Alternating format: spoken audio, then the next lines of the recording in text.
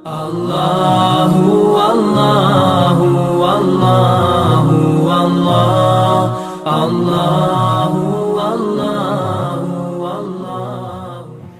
Satu, sunnah pertama, selesai menunaikan salat itu istighfar. Dari kalimat astagfirullah. Apa itu istighfar? Istighfar itu gini, asalnya katanya ghafara, ghain, fa, kemudian ra, ditambah ista. Setiap ada ista artinya minta. Ghafara itu mengampuni, ghufran ampunan, istighfar minta ampun. Minta ampun. Di dalam Al-Quran, kalimat ghafara dan turunannya disandingkan dengan dosa. Dosa. Ya, turunan dari ghafara, ghafir. Ya, Quran surah 40 ayat 3. Ghafiriz dzambi wa qabilit taubi. Dari ghafir ada ghaffar, ghaffar. Quran surat Nuh ayat ke-10. Faqultu astaghfiru rabbakum innahu kana ghaffara. Dari situ ada ghafur. Pernah dengar kata ghafur? Innahu huwal ghafurur rahim. Ada ghafir, ada ghaffar, ada ghafur. Semuanya menunjuk pada nama Allah yang mengampuni orang berdosa dengan semua tingkatan yang berbeda-beda. Kalau dosanya relatif kecil, tapi maaf, sekecil-kecilnya dosa juga. Kalau dosanya relatif kecil, ghafir. Agak menengah, ghaffar. Maaf, semakin terkumpul, ghafur diturunkan. Sampai manusia dipaksa, sebanyak apa sih dosamu? Kalau aku sudah turunkan nama yang paling tinggi untuk mengampuni semua dosa dan engkau belum taubat juga, berarti bukan aku yang salah, kata Allah. Kamunya yang nggak pengen berubah. Jadi teman-teman, mohon maaf ya, justru nama-nama ini menunjukkan kepada kita Allah membuka jalan, peluang pada setiap orang untuk berubah jadi baik. Nggak ada manusia yang sempurna. Fala tuzakku anfusakum, kata Allah, jangan merasa diri paling baik, jangan merasa paling suci. Semua orang pasti pernah punya salah. Saya pun mungkin sekarang kelihatan bagusnya aja karena aibnya nggak dibuka. Kalau dibuka mungkin ada katakan nih, ternyata Ustadz ini buruk juga, Ustadz ini kotor juga. Ini peluang dalam Al-Quran menawarkan, ayo berubah jadi baik. Semua orang pasti pernah punya masa lalu yang kelam, tapi orang hebat itu yang bisa merubah yang kelam menjadi lebih baik di masa datang. Karena itu orang hebat disebutkan dalam Al-Quran, orang yang ketika dia merasa salah, dia berubah menjadi soleh. Karena itu dia ambil cara untuk tobat.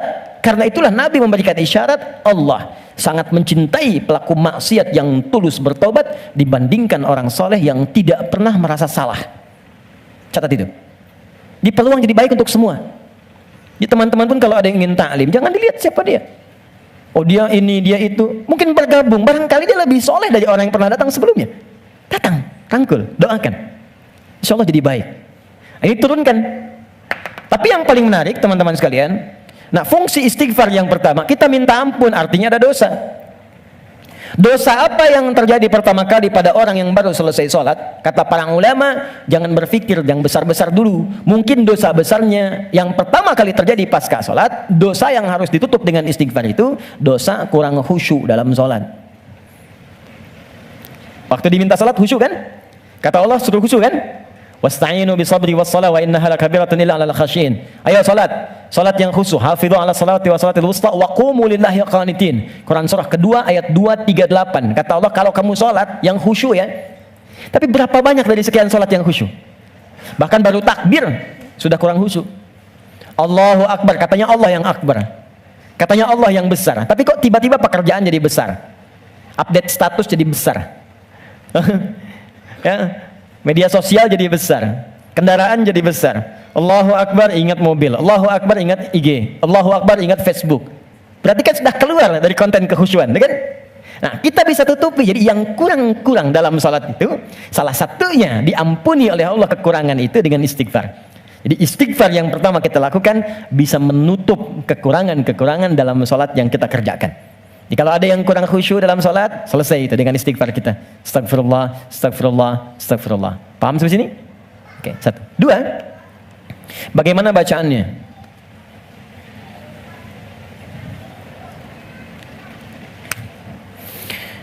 Teman-teman sekalian, bacaan istighfar itu bergantung pada kadar dosa dan jenis kesalahan yang kita perbuat. Misal, kalau yang standar tadi, ini kan standar. Ingat cara membaca hadis Nabi itu begini, jangan pakai terjemahan. Lihat dengan ilmunya. Jadi kalau Nabi katakan ini bukan berarti harus begini saja, kalau yang lain tidak. Bukan, kumpulkan dulu semua referensinya, baru kita lihat. Yang tadi, yang singkat, itu bacaan standar. Astagfirullah, astagfirullah, astagfirullah. Itu standar. Standar kita baca untuk menutupi kekurangan dalam sholat. Tapi kalau kita ingin memohon kepada Allah dengan istighfar itu real, nyata menggugurkan dosa yang kita kerjakan, maka coba oleh antum diingat dulu punya jenis dosa apa yang kita kerjakan dalam kehidupan. Ya, saya beri contoh 3 dalam Al-Quran. Supaya nggak terlampau banyak ya.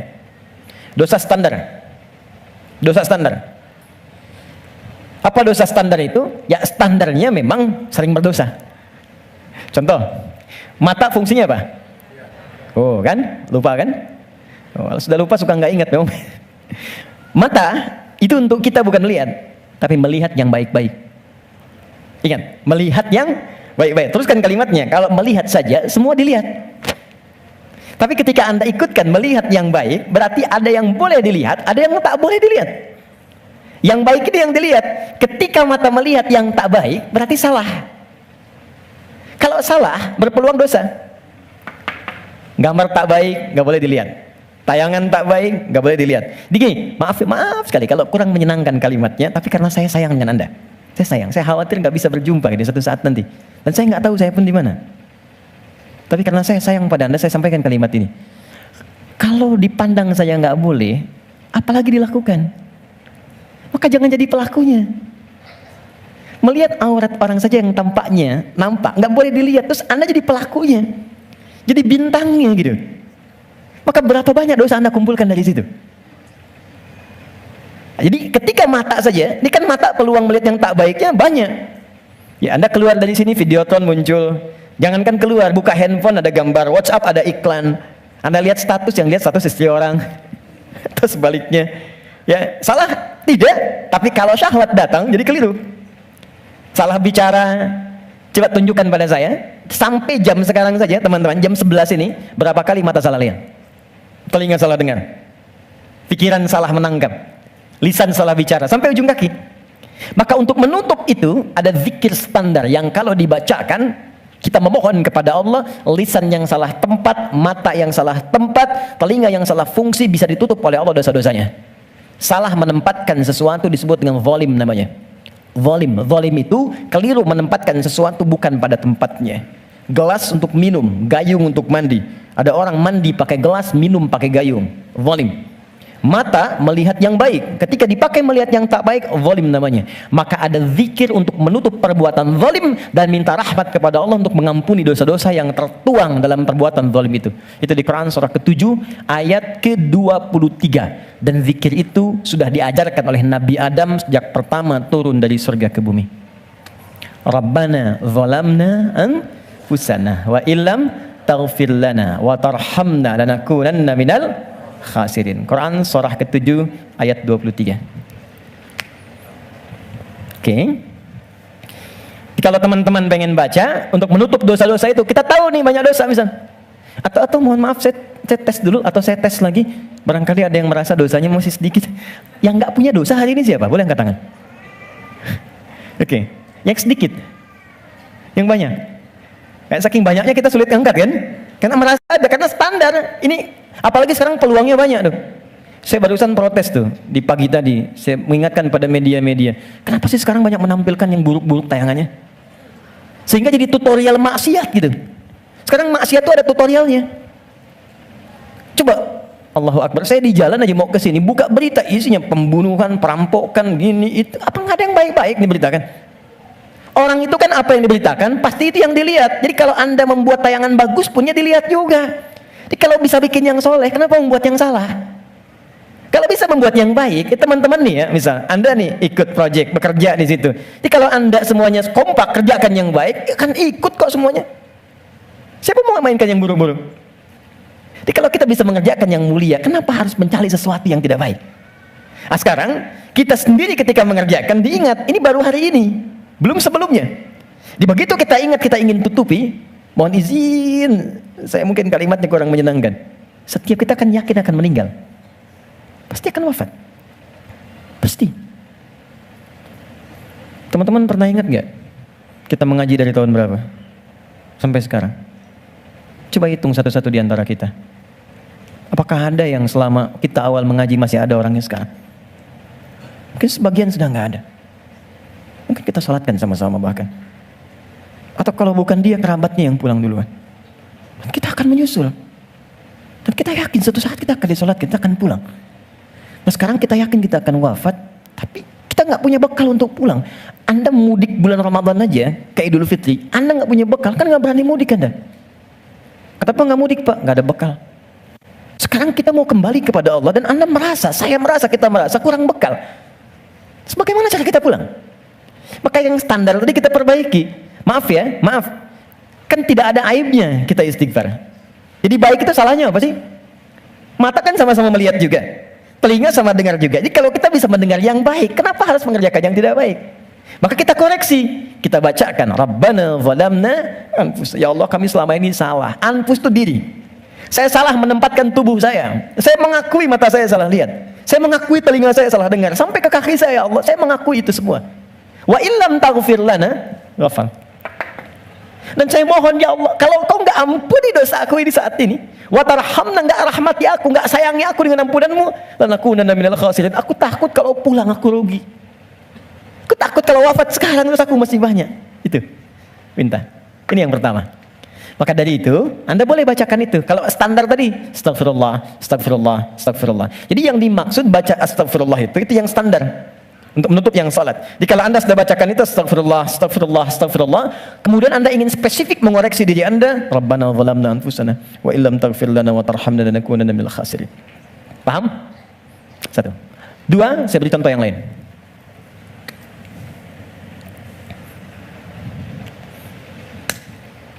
Ada zikir istighfar yang terkait dengan kurang sabarnya saat mendapati ujian. Sampai Anda berkata, ya Allah, kenapa mesti saya?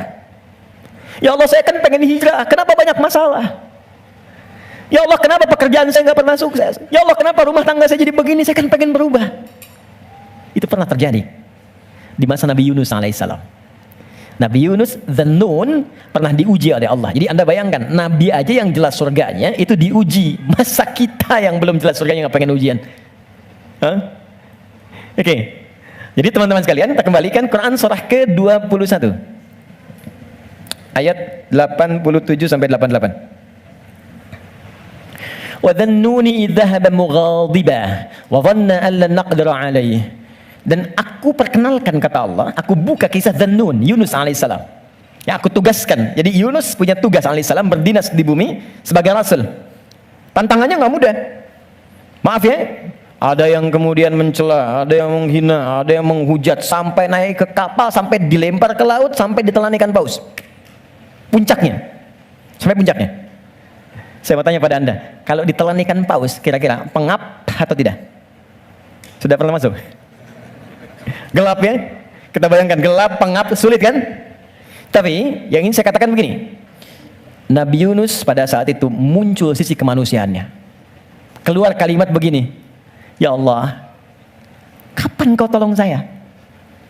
Tuh. Idzaba mughadiba fa dhanna an lan naqdir alaihi. Dia kira kami enggak akan tolong. Dia berkata, ya Allah, kapan tolong saya? Kemanusiaannya. Cuman karena beliau nabi dan rasul, punya sifat ma'sum, maka diturunkanlah bimbingan oleh Allah untuk menjaga beliau supaya terbebas dari kesalahan. Dijaga. Itu sifat ma'sum dari nabi dan rasul. Maka kami turunkan zikir kepadanya untuk mengatakan, kamu jangan mengeluh. Ini ujian. Maka diajarkan zikir oleh Allah untuk mengentaskan keluh kesahnya. Setelah keluh kesah hilang, maka semua kenikmatan didatangkan kepadanya. Tapi yang paling menarik, di ujung ayatnya ditutup, akan ada orang beriman melakukan keluhan yang sama di masa depan. Walaupun gak masuk ke perut ikan paus. Makanya kalimat Allah ketika membebaskan Nabi Yunus dari perut ikan paus setelah berzikir itu, kalimatnya fastajabna lahu fanajjainahu minal ghamb. Kami cepat jawab doanya. Jadi begitu berzikir, dikabulkan oleh Allah, ditutup semua dosa-dosanya. Dosa mengeluh ditutup, dosa seakan menyalahkan Allah ditutup. Ketika ditutup, kami selamatkan dari kesulitannya, kami limpahkan rezeki yang pernah dirasakan oleh ia sebelumnya, bahkan lebih. Tapi belum selesai ayatnya. Wa kadzalika nunjil mu'minin. Demikian pula kalau ada orang beriman tanpa batas di masa depan, umat siapapun ia, mengeluhkan peristiwa serupa, kalau dia melakukan zikirnya, aku lepaskan dari kesulitan yang menghimpit, aku berikan kebahagiaan tanpa batas. Saya tanya pada Anda, pernah nggak ada yang mengeluhkan ujian Allah dalam pekerjaan misalnya? Di rumah tangga, ya Allah kenapa mesti saya? Ya Allah why me? Kata Allah why not? Ya Allah kapan ini berakhir? Sebentar lagi. Ya Allah, ya Allah, ya Allah kenapa saya? Ya Allah saya kan pengen baik. Udah pengen hijrah bagus, datang ke masjid tampilan bagus, sendal paling bagus, pulang hilang sendal. Ya, ada aja gitu kan? Dan kita menuntut. Ya kata Allah tuh, kamu ini bagaimana? Nabi dulu aja diuji. Tapi Allah turunkan zikir untuk menghilangkan itu semua. Sebelum sampai pada zikirnya, teman-teman sekalian, Allah turunkan standar menghadapi ujian semacam ini. Ini pernah saya sampaikan sebelumnya. Jadi untuk menguatkan teman-teman dan saya serta kita semua, ini standar ujian tuh begini. Dan banyak kata Allah gagal melewati ujian itu bukan karena kurang pintar, tapi nggak belajar cara melewatinya. Saya bikin persamaan sebentar ya. Di situ aja, nggak apa, nggak. Saya tahu mana yang saya harus dihapus. Mana coba? Nah, saya tunjukin. Antum di situ dulu, lihat dulu. Ya, saya tunjukin ya. Bismillah. Karena antum yang orang pertama saya tes nanti. Insya Allah. Yang ini dulu.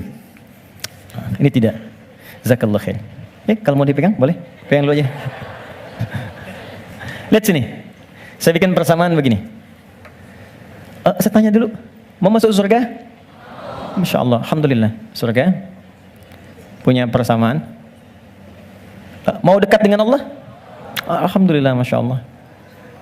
Dekat dengan Allah. Baik.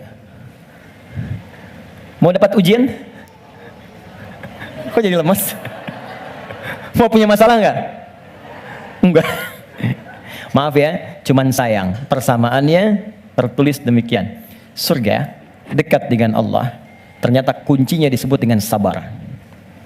Kuncinya apa? Sabar. Ketika seorang masuk surga, maka kalimat pertama dari malaikat ucapannya selamat karena Anda punya kunci sabar untuk masuk ke sini. Itu di Quran surah ke-13 ayat 24. Salamun alaikum bima sabartum fa ni'ma uqbaddar. Selamat Anda sabar. Karena punya sabar, Anda bisa menikmati segala kenikmatan yang telah dipaparkan di surga ini. Yang ingin dekat dengan Allah, ternyata kuncinya pun serupa, sabar. Dalilnya Quran surah kedua ayat 153. Innallaha ma'as sabirin. Allah bersama orang-orang sabar. Di saya membuat persamaan begini. Surga sama dengan dekat dengan Allah sama dengan sabar. Sekarang persamaan sabar dalam Al-Quran, sabar bersanding lurus dengan ujian, dengan masalah. Ujian, masalah. Dalilnya Quran surah kedua ayat 155 paling kiri sebelah atas. Wala nabluwannakum bisyai. Kami akan uji siapapun yang hidup. Jadi sepanjang hidup pasti akan mengalami ujian. Kalau persamaan berikutnya, ujian sama dengan hidup. Jadi kalau kita baca persamaan secara terbalik, orang hidup pasti mendapat ujian. Persamaan terbaliknya, orang yang tidak ingin dapat ujian sama dengan tidak ingin hidup. Nah, sekarang saya tanya lagi, siapa yang tidak ingin punya masalah? Boleh angkat tangan? Terus Anda maunya apa? Oke, sekarang lihat kembali. Fokus baik-baik. Lihat sini. Jadi setiap orang hidup pasti diuji. Kalau nggak hidup, baru nggak dapat ujian. Sepanjang hidup itu pasti ada masalah. Anda berpikir nggak pengen punya masalah pun itu sebetulnya masalah. Setiap kita pasti punya masalah. Saya pun di sini sedang menghadapi masalah. Seperti Anda pun belajar dengan saya sedang menggali persoalan. Nah sekarang saya keluarkan persamaan ini. Di matematika kan begini kan, A sama dengan B sama dengan C sama dengan D. Maka A sama dengan B, A sama dengan C kan? B juga sama dengan C, C sama dengan D. Kita turunkan ini. Surga sama dengan dekat dengan Allah, sama dengan sabar, sama dengan ujian. Maka kalau kita turunkan, orang yang mau pengen ke surga sama dengan ujian. Pengen dekat dengan Allah sama dengan ujian. Pengen sabar sama dengan ujian. Jadi kalau Anda ingin mendapatkan surga, pasti dapat ujian. Karena surga itu kunci untuk mendapatkan nikmat Allah. Dan untuk mendapat nikmat Allah, sabar. Untuk sabar, ada ujian. Jadi ujian itu kunci untuk ke surga. Ujian itu kunci untuk dekat dengan Allah. Ini makanya berbahagialah ketika sedang punya masalah. Artinya itu mendekatkan Anda untuk dekat dengan Allah. Coba ibu kalau nggak diuji dengan perilaku suami yang kurang menyenangkan, ibu nggak akan mungkin nikmat tahajud malam hari minta sampai berderai air mata. Kenapa jadi ketawa? Antum kalau nggak diuji dengan ujian pekerjaan, nggak akan nikmat antum puasa. Bukankah tahajud datang saat pekerjaan mulai macet? Saat akhir bulan uang belanja belum keluar? Baru kan mulai ya Allah. Terus puasa, terus baca Quran. Di kadang-kadang ujian itu muncul supaya kita bisa menikmati kedekatan dengan Allah. Di ketika Anda mengatakan, ya Allah, aku ingin ke surga Firdaus. Baik, nih ujian. Ini masalah. Cuman, supaya gampang mengatasi itu, diturunkanlah fikihnya, muncul caranya. Bagaimana supaya ringan menghadapi ini? Jadi bukan gelar yang dibutuhkan di sini. Pelajaran. Anda nggak belajar, nggak lulus ujian. Sekarang ini ada ujian kehidupan, nggak dipelajari, status Anda setinggi apapun, gagal. Bagaimana rumusnya? Sebelum kita ke kalimat yang kita akan bacakan, maka turunan di Al-Quran. Ada 3 rumus. Pertama, kalau Anda sedang menghadapi masalah, kalau tidak ingin rumit, baik di kantor, di rumah, dimanapun, pertama kata Allah berlaku Quran surah kedua ayat 286. La yukallifullahu nafsan illa. Ini nih rumusnya. Prinsip pertama, tolong tanamkan dalam jiwa kita. Mustahil Allah menguji seorang hamba di luar batas kemampuannya. Kalau kita bahasakan ini ke dalam bahasa psikologi, itu akan menenangkan jiwa kita. Kalau Anda sedang diuji, katakan kata Al-Quran, bisa, mampu. Karena mustahil Allah menguji kalau Anda nggak mampu. Teman-teman maaf ya, yang mampu itu Anda, bukan saya. Ketika Anda punya masalah sebesar apapun sekarang, Anda mampu, saya tidak. Karena itu Anda yang diuji, bukan saya. Allah menilai Anda mampu. Kenapa Anda pesimis? Allah menciptakan kita mengatakan Anda mampu. Kenapa kita yang diciptakan pesimis? Nikmati saja, katakan pasti bisa. Mampu saya. Kita yang punya ayatnya, orang Jepang yang praktekkan. Bahkan dia bikin benteng Takeshi. Kamu bisa, kamu bisa, kamu bisa. Hanya untuk menaklukkan Takeshi. Kita punya, saya senang baca ya, senang baca dulu lihat. Nonton tidak. Cuma saya senang lihat baca apa gitu kan. Baca saya tahu. Son Goku, musuhnya Piccolo, penulisnya Suzuki Watanabe, saya tahu itu. Ya. Jadi tapi bacaan saja ya. Liverpool kalah 2-0 sama Chelsea, saya tahu nih. Nah, balik sini. Kembali ke awal tadi. Jadi ya itulah ujian. Kita mampu. Yang kedua, rumus kedua, Quran surah kedua Al-Baqarah di pertengahan ayat. Ya, yuridullahu bikumul yusra wala yuridu bikumul usra. Paling gampang al-insyirah, inna ma'al usri. Itu secara psikologis itu akan menguatkan kita. Dikata Allah, kalau engkau sedang punya masalah, katakan pada dirimu, pasti mudah. Pasti ada solusinya. Kalau diri kita begitu, itu akan ringan menghadapinya. Maaf ya, dibandingkan Anda menulis status, nggak akan selesai. Ternyata kamu tidak seperti yang aku kira. Capek. Udah aja, pasti selesai, pasti bisa. Nah sekarang persoalannya, cara kita mengatasinya, ikhtiarnya bagaimana sekarang? Nah supaya kuat, maka kadang-kadang ada tindakan yang keliru. Kadang mengeluh, kadang curhat gak jelas, kadang cerita ke orang, alih-alih kemudian kita mengadu kepada Allah. Atau puncaknya malah menyalahkan Tuhan. Maka diturunkanlah oleh Allah sebuah zikir lewat lisan Nabi Yunus alaihissalam, yang kalau dibacakan, seketika Allah tenangkan keadaan jiwa, dibuang keluh kesah, dan langsung diberikan jalan terbaik untuk mendapatkan nikmat yang diharapkan. Apa bentuk zikirnya? Quran surah ke-21 ayat 77-nya. Wa nada fil zulumati alla ilaha illa anta subhanaka inni kuntu minadh. Itu zikirnya. La ilaha illa anta subhanaka inni kuntu minadh zalimin. La ilaha illa anta subhanaka inni kuntu minadh zalimin. Ini umum. Bisa di jabatan mungkin kurang menyenangkan, bisa di harta benda, bisa di persoalan. Nabi Yunus kan dia menjabat sebagai rasul, cuma dikerjai oleh orang, dilempar ke perut ikan paus sampai keluar. Bahasa Qurannya, wa kadzalika nunjil mu'minin. Kalau ada orang beriman berzikir seperti sama yang dikerjakan oleh Yunus, kami selamatkan ia seperti kami selamatkan Yunus alaihissalam. Boleh dikerjakan pasca salat. Langsung perintahnya di Al-Quran. Jadi kalau secara pribadi bacakan Rabbana zalamna anfusana, zikir terkait tadi bacakan ini. Bonusnya ada juga kan penyakit yang suka memvonis diri. Ya Allah, aku kok malah sakit begini? Kenapa mesti aku yang sering tahajud, sering puasa? Kenapa begini? Lakukan zikir Nabi Ayub alaihissalam.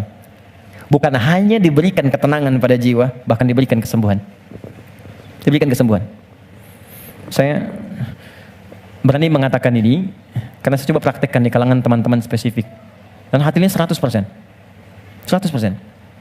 Ini ada saudara kita yang sedang ikut karantina dari Goa. Cukup jauh, Makassar ke sana.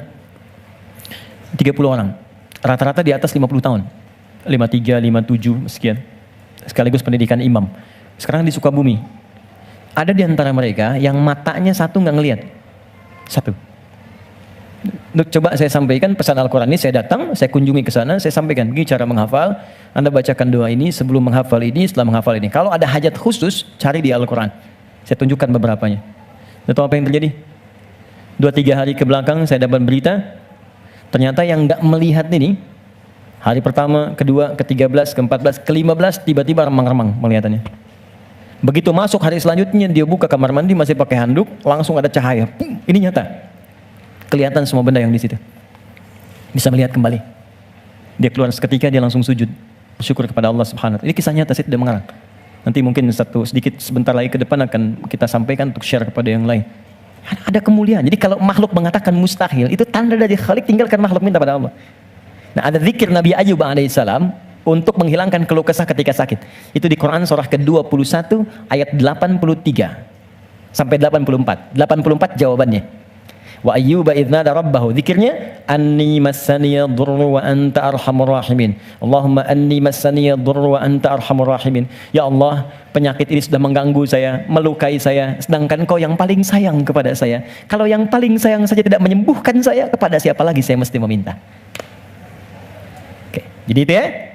Itu zikir pasca salat. Kalau ingin standar, silakan. Astagfirullah, astagfirullah, astagfirullah. Allahumma antas salam, minkas salam, tabarakta ya dzal jalali wal ikram. Kalau ada kebutuhan tertentu, silakan pilih. Ya, sesuai dengan standarnya. Kalau tobat umum dengan ini ingin dipanjangkan, silakan. Astagfirullahalazim, alladzi la ilaha illa huwal hayyul qayyum wa atubu ilaih.